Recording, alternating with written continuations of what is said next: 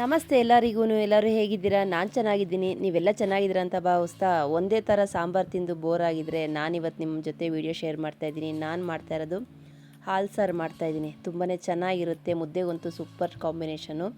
ನಾನು ಬಿಸಿ ಬಿಸಿ ಅನ್ನಕ್ಕೆ ಮಾಡ್ಕೊತಾ ಇದ್ದೀನಿ. ಇಲ್ಲಿ ನಾನು ಕಡಲೆಕಾಳು ಹಾಕಿ ಮಾಡ್ಕೊತಾ ಇದ್ದೀನಿ. ಇನ್ನೂ ಯಾರೆಲ್ಲ ನಿಸರ್ಗ ಕುಕ್ಕಿಂಗ್ ಚಾನಲ್ನ ಸಬ್ಸ್ಕ್ರೈಬ್ ಮಾಡ್ಕೊಂಡೆ ನೋಡ್ತಾ ಇದ್ದೀರೋ ದಯವಿಟ್ಟು ಸಬ್ಸ್ಕ್ರೈಬ್ ಮಾಡ್ಕೊಂಡು ನೋಡಿ.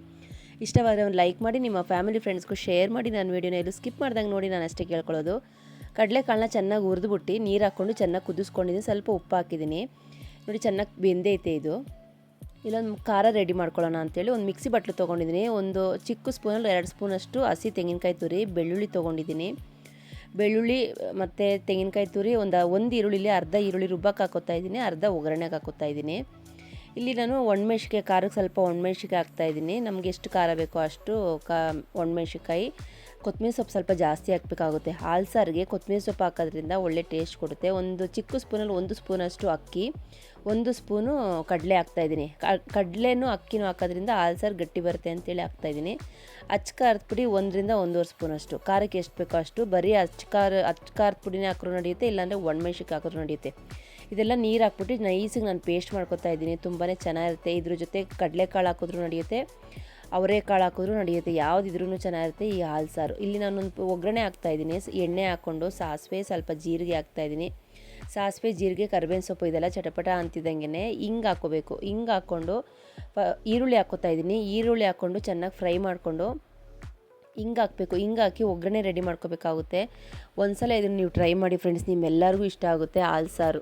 ನೋಡಿ, ನಾನು ಹಿಂಗೆ ಹಾಕ್ಕೊಂಡು ಒಗ್ಗರಣೆ ರೆಡಿ ಮಾಡ್ಕೊತಾ ಇದ್ದೀನಿ. ಈರುಳ್ಳಿ ಚೆನ್ನಾಗಿ ಒಗ್ಗರಣೆಯಲ್ಲಿ ಬೇಯಬೇಕು. ನಾವು ಏನು ರುಬ್ಬಿಟ್ಕೊಂಡಿದ್ವಲ್ಲ ಮಸಾಲೆ, ಅದನ್ನೆಲ್ಲ ಹಾಕ್ಕೊಂಡು ನೀರನ್ನ ಸ್ವಲ್ಪ ಕಮ್ಮಿ ಹಾಕೋಬೇಕು. ಯಾಕಂದರೆ ನಾವು ಹಾಲು ಹಾಕೋದ್ರಿಂದ ಫಸ್ಟ್ ನೀರಂಗೆ ಹಾಕಿದ್ರೆ ಹಾಲು ಹಾಕ್ದಾಗ ಇನ್ನೂ ನೀರಾಗುತ್ತೆ. ಸ್ವಲ್ಪ ಉಪ್ಪು ಹಾಕ್ಬಿಟ್ಟು ರುಚಿಗೆ ತಕ್ಕಷ್ಟು ಚೆನ್ನಾಗಿ ಕುದಿಸ್ತಾ ಇದ್ದೀನಿ. ಇದು ಚೆನ್ನಾಗಿ ಕುದಿಬೇಕಾದ್ರೆ ನಾವೇನು ಹುರಿದ್ಬಿಟ್ಟು ನಾವು ಬೇಯಿಸಿಟ್ಕೊಂಡಿದ್ವಲ್ಲ ಕಡಲೆಕಾಳನ್ನ, ಚೆನ್ನಾಗಿದೆ. ಆಲ್ರೆಡಿ ಇದು ಬೆಂದಿದೆ. ಇನ್ನೊಂದು 2 ಕುದಿ ಕುದಿಸಿದ್ರೆ ಸಾಕು, ಚೆನ್ನಾಗಿ ಬೆಂದೋಗುತ್ತೆ ಈ ಮಸಾಲೆಯಲ್ಲಿ. ನೋಡಿ, ಇವಾಗ ನಾನು ಚೆನ್ನಾಗಿ ಕುದ್ದಾದ್ಮೇಲೆ 1 ಗ್ಲಾಸು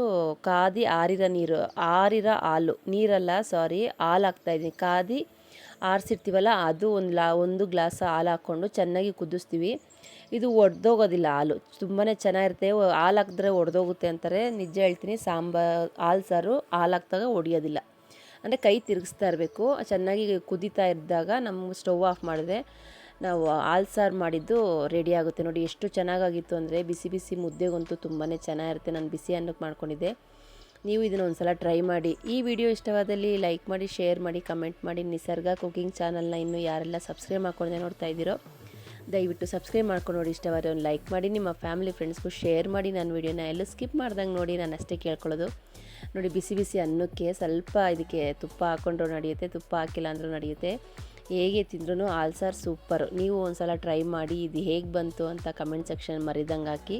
ಸಿಂಪಲ್ ವಿಡಿಯೋ ತೊಗೊಂಡು ಮತ್ತೆ ಬರ್ತೀನಿ. ಅಲ್ಲಿ ತನಕ ನಾನು ವೀಡಿಯೋನ ನೋಡಿ ಸಪೋರ್ಟ್ ಮಾಡಿ. ಕಲರ್ಫುಲ್ ಆದಂಥ ಹಾಲು ಸಾರು, ಇದ್ರ ಹೀರೆಕಾಯಿ ಹಾಕಿ ಕೂಡ ಮಾಡ್ತಾರೆ. ನೆಕ್ಸ್ಟ್ ನಾನು ಹೀರೆಕಾಯಿ ಹಾಕಿ ಮಾಡಿ ವಿಡಿಯೋ ಶೇರ್ ಮಾಡ್ತೀನಿ. ಅಲ್ಲಿ ತನಕ ಹೋಗಿ ಬರ್ತೀನಿ. ನಮಸ್ತೆ, ಬಾಯ್ ಬಾಯ್ ಫ್ರೆಂಡ್ಸ್.